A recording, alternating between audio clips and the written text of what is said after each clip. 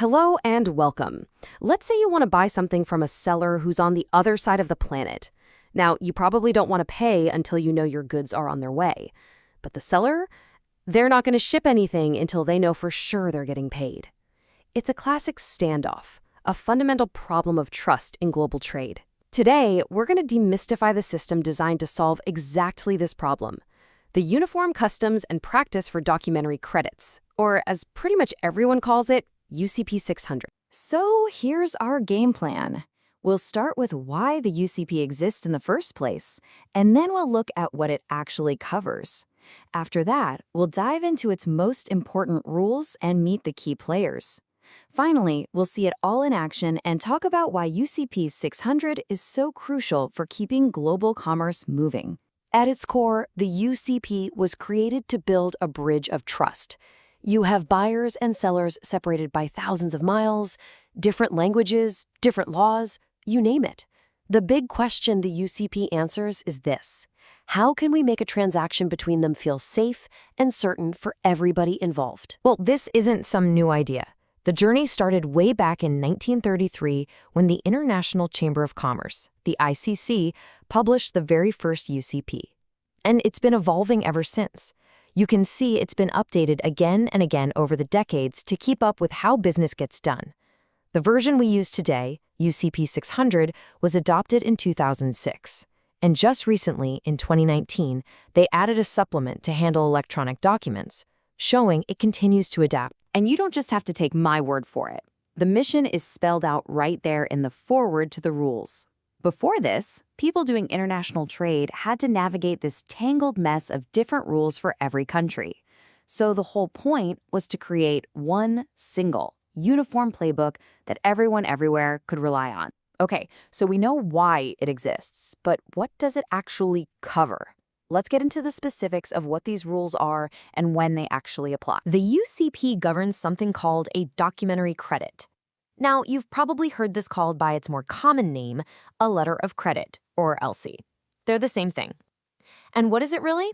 Well, Article 2 defines it as an irrevocable promise from a bank. It's a solid guarantee that the bank will pay as long as it receives what's called a complying presentation. We'll dig into what that means in just a bit. Now, here's a really important point to understand. The UCP is not a law. It wasn't passed by any government. These are private rules written by industry experts for the industry, and they only kick in when the parties involved agree to use them, which they do by putting a simple phrase in their credit, subject to UCP 600. The fact that they're used all over the world shows just how much trust people have in them. To really, truly understand how letters of credit work, you just need to get your head around two foundational ideas. These two principles are the absolute bedrock of the entire system. The first one from Article 4 is called the principle of separation. This means the letter of credit is a completely separate thing from the sales contract between the buyer and seller. The bank does not care about the goods. It doesn't care if the buyer ordered blue shirts and got red ones. The second principle, from Article 5, is that banks deal in documents, not goods. For the bank, the documents are the reality. If the paperwork presented matches the letter of credit exactly, the bank has to pay. Simple as that. All right, now that we have the rules of the game down, let's meet the players. In a typical letter of credit transaction, there are four main parties at the table. The official UCP terms can sound a little formal, but the simple terms here make it super easy. The applicant is the one who applies for the credit, so that's the buyer. The beneficiary is the one who benefits from the payment, so that's the seller. The issuing bank is the applicant's bank, the buyer's bank that actually issues the letter of credit. And finally, the advising bank is usually the seller's bank, and its job is just to advise or deliver the credit to the seller. Okay, we know the rules, we know the players, so let's put it all together and walk through how this whole thing actually works, from start to finish. Let's follow the life cycle. First, the buyer and seller make a deal and agree to use a letter of credit. Next, the buyer goes to their bank, the issuing bank, and applies for the credit. Then the issuing bank sends that credit over to the advising bank, who passes the good news to the seller.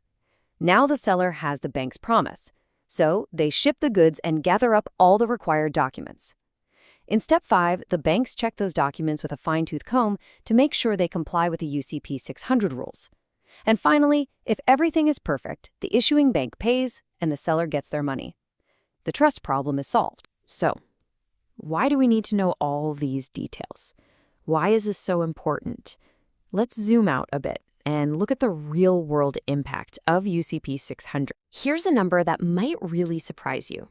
According to research from the ICC, around 70% of documents that are presented under letters of credit are actually rejected the first time around because of errors. That 70% figure isn't just a number, it represents real problems.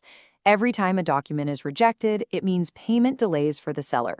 It means more bank fees. It can even lead to major disputes. This is exactly why a crystal-clear, universally accepted rulebook like UCP 600 is absolutely essential. It helps prevent all that friction and keeps trade flowing smoothly. So, to sum it all up, UCP 600 acts like a universal language for everyone in international trade. It creates uniformity, cuts down on arguments, and lowers the risk for both sides of the deal.